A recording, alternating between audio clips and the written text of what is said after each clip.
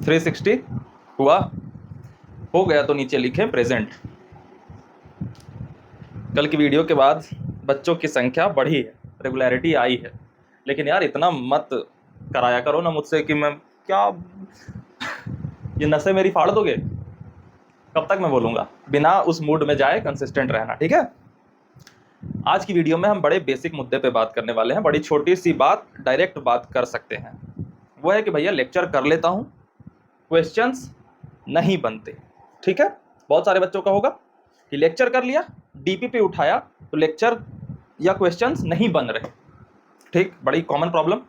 पहली बात, इसमें तुम्हारी मान्यता क्या है? इसमें तुम्हारी मान्यता ये है लाडले कि क्लास देख लेने के बाद तुमसे सारे सवाल बनने चाहिए। ये बड़ी गलत मान्यता है। मैं हमेशा हर साल बच्चों को कहा करता हूं कि आईआईटी जेई के एग्जाम में जो सवाल आ रहे हैं ना, उसका मकसद होता है कि आप चोरी कर लो, सेंटर हैक कर लो, बंदूक दिखा करके सारे इन्विजिलेटर्स को धमका दो कि मुझे चोरी करने दो, किसी भी तरीके से सॉल्व करना है कर दो। लेकिन एग्जाम से पहले जितने भी सवाल होते हैं वो तुम्हें सिखाने को आते हैं। तो सबसे पहले अपने मन से ये मान्यता निकालो कि लेक्चर देखने के बाद सवाल बनेंगे, किसी से नहीं बनते, ठीक है। कि मतलब लेक्चर सिर्फ देख लिया और सवालों पे गए तो वो बनने लगे, कभी नहीं होता, ठीक है। तो पहली बात ये दिमाग में गई।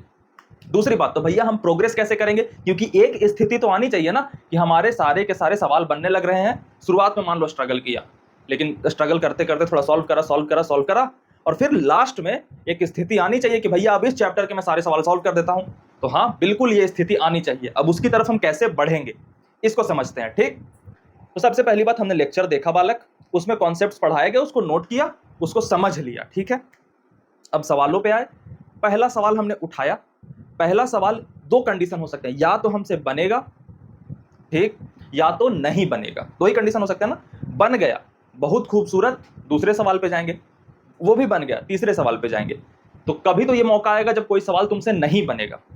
तो या तो पहला ही सवाल ना बने, या तीसरा, चौथा, पांचवा सवाल ना बने। तो जब सवाल ना बने उस पर फिर हम क्या करेंगे वो हम अभी समझने वाले हैं, ठीक। इतनी क्लैरिटी आ गई दिमाग में। अब पहले उन सवालों के बारे में देखते हैं जो बन गए हमसे, फिर जो नहीं बने उस पर बात करेंगे। जो बन गए उससे हमें क्या सीखना है। जनरली बच्चों के माइंडसेट में यह होता है कि प्रैक्टिस के दौरान जब उनसे सवाल बन जाते हैं तब वो खुश होते हैं।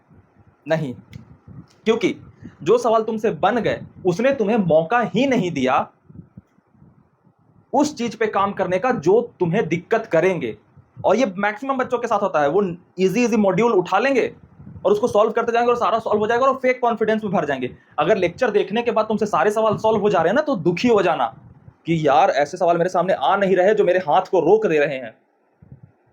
तो जो सॉल्व हो गया उसमें ठीक है, क्योंकि उसने तुम्हें कुछ ऐसा नहीं सिखाया जो तुम्हें नहीं आता था। क्योंकि तुम्हारे सामने वो क्वेश्चन ज्यादा से ज्यादा आने चाहिए जो तुम्हारे हाथ को रोक दें। तो पहला माइंडसेट चेंज कि हमारे जो हाथ को जो सवाल रोक दे, सबसे पहले वहां पे खुश होंगे कि अच्छा अभी मिला है मुझे वो सामान जो कि हमें कुछ सिखाएगा, ठीक। तो हमारे सामने अब वो सवाल आ चुका है जो लेक्चर करने के बाद भी हमसे सॉल्व नहीं हो रहा। अब उसे कैसे अप्रोच करेंगे? अब नहीं हो रहा तो हम थोड़ी देर सोचेंगे, फिर भी नहीं हुआ तो कहीं सॉल्यूशन देखेंगे, ठीक। अब सॉल्यूशन देखने के बाद हम अपने रीजन को एनालाइज करेंगे। ये सब काम करना है हर सवाल के साथ। बहुत सारे बच्चे ना ऑटो पायलट मोड में चलते हैं कि सवाल होते गया, नहीं होते गया तो सॉल्यूशन देखा, छाप दिया। नहीं, एनालाइज करना है। क्या एनालाइज करना है? कैसे? सवाल आए, नहीं बने, उसका हमने सॉल्यूशन देखा है, डाउट देखा। अब हमें देखना है कि यह हमें क्यों नहीं बना। इसके दो तीन रीजन होते हैं, सुनो मेरी बात। पहला रीजन कि लेक्चर में जो कॉन्सेप्ट पढ़ाए गए थे, जब उस कॉन्सेप्ट का सवाल मेरे सामने आया तो वो कॉन्सेप्ट ही मेरे लिए क्लिक नहीं हो पाया कि अच्छा इस सवाल में वो कॉन्सेप्ट लगेगा जो लेक्चर में पढ़ाया गया था। बहुत सारे ऐसे सवाल होते हैं जो सवाल पढ़ के लगता है कैसे बनेगा ये। तो पहला रीजन ये हो सकता है लाडले कि कॉन्सेप्ट ही क्लिक नहीं हुआ, तो फिर आगे बढ़ ही नहीं पाओगे। तो सवाल, तो कॉन्सेप्ट देखा, सवाल देखा, अब ये गलती हमसे दोबारा नहीं होनी चाहिए। ये दिमाग में तुम्हारे डेटा डालना है कि अच्छा इस तरीके के सवाल के फ्रेम हो सकते हैं, तो इसमें ये वाला कॉन्सेप्ट मुझे लगाना है। तो अब अगली बार जब इस तरीके के फ्रेमिंग में सवाल आए तो कोशिश करना कि वो वाला जो कॉन्सेप्ट है जो पहले सवाल में क्लिक नहीं कर पाया था वो दूसरे बार क्लिक कर जाए, ठीक है। क्योंकि यही तो हमें सवाल सिखाने आया था ना बन के। ये एक गलती हमारी पकड़ा दी कि हमें कूलम्स लॉ ना इस सवाल में हमसे क्लिक ही नहीं कर पाया कि इसमें कूलम्स लॉ लग सकता है। तो हमने सवाल के फ्रेम को ध्यान से देखा, एनालाइज किया, दिमाग में डाल लिया कि अच्छा अब ये फ्रेम जहां दिखेगा मैं सोच पाऊंगा कि कूलम्स लॉ लगते हैं, ठीक। तो पहला रीजन ये हो सकता है। दूसरा रीजन ये हो सकता है बालक कि कॉन्सेप्ट तो क्लिक कर गया, लेकिन कॉन्सेप्ट हम बढ़ाते गए, कूलम्स लॉ लगेगा, कॉन्सेप्ट बढ़ाते गए बीच में कहीं फंस गए। तो तुमने सॉल्यूशन देखा तो पता पड़ा कि हाँ कूलम्स लॉ ही लगेगा, लेकिन जहां पे फंसे थे वहां पे नोटिस करेंगे कि अच्छा जो मैं कॉन्सेप्ट लगा रहा हूं वो तो सही है, लेकिन मैं कॉन्सेप्ट लगाते हुए बीच में फंस रहा हूं, इसका मतलब मुझे कॉन्सेप्ट में क्लैरिटी नहीं है। तो फिर हम क्या करेंगे कि उस पॉइंट को देखा कि अच्छा इस चीज के बारे में मुझे इस कॉन्सेप्ट में नहीं पता था, तो अब हम अपने कॉन्सेप्ट को और रेक्टिफाई करें कि अच्छा आप कॉन्सेप्ट को थोड़ा और स्ट्रॉन्ग कर लिया। तो दूसरे तरीके की गलती ये हो सकती है कि अच्छा कॉन्सेप्ट तो मुझे पता पड़ गया कि अच्छा इसमें ये लगेगा, इसमें न्यूटन्स लॉज ऑफ मोशन लगेंगे, लेकिन आगे जाकर के मुझे ये समझ में नहीं आया कि अच्छा इसके आगे कैसे पढ़ते हैं। तो हमने वहां पे भी रेक्टिफाई किया सॉल्यूशन देख करके कि अच्छा तो अब अगली बार तुम्हारा जो कॉन्सेप्ट है वो थोड़ा सा और स्ट्रॉन्ग होगा। ऐसा नहीं है कि कंप्लीट हो गया, आगे जाओगे तो थोड़ी और गलती मिलेगी, कोशिश करना कि ये वाली जो गलती कर चुके हो ये दोबारा ना करो। ये दिमाग में डालना, 2 मिनट आराम से रुकना, ठंडे दिमाग से सोचना कि अच्छा अब जब मुझे कूलम्स लॉ का सवाल आएगा तो अगर मुझे डिस्टेंस डेसीमीटर में दिया रहेगा तो मुझे मीटर से डेसीमीटर में बदलना आना चाहिए, क्योंकि कूलम्स लॉ तो मैंने इस सवाल में लगा दिया लेकिन आगे डिस्टेंस डेसीमीटर में दिया हुआ था ना, तो मैं मीटर से डेसीमीटर में बदल नहीं पाया। चलो ठीक है, इतना क्लियर हो गया। तो दूसरा रीजन ये हो सकता है। तीसरा रीजन सवाल ना बनने का ये हो सकता है कि मैंने सारा कॉन्सेप्ट सही लगाया, सब कुछ सही लगाया, लास्ट में सिली मिस्टेक कर दिए, कैलकुलेशन मिस्टेक कर दिया। तो वो रेक्टिफाई करने के लिए लाडले आपको प्रैक्टिस करना होगा। आप इसके लिए कुछ ध्यान नहीं दोगे सिली मिस्टेक के लिए। सिली मिस्टेक सिर्फ क्वेश्चन करते करते करते करते सॉल्व हो जाते हैं। तो यहाँ पे आपको कुछ नहीं सीखना है, यहाँ पे आप हाथ चलाते जाओगे, हाथ ऑटो पायलट मोड में चला जाएगा एक टाइम के बाद, तो सिली मिस्टेक्स कम हो जाएंगे।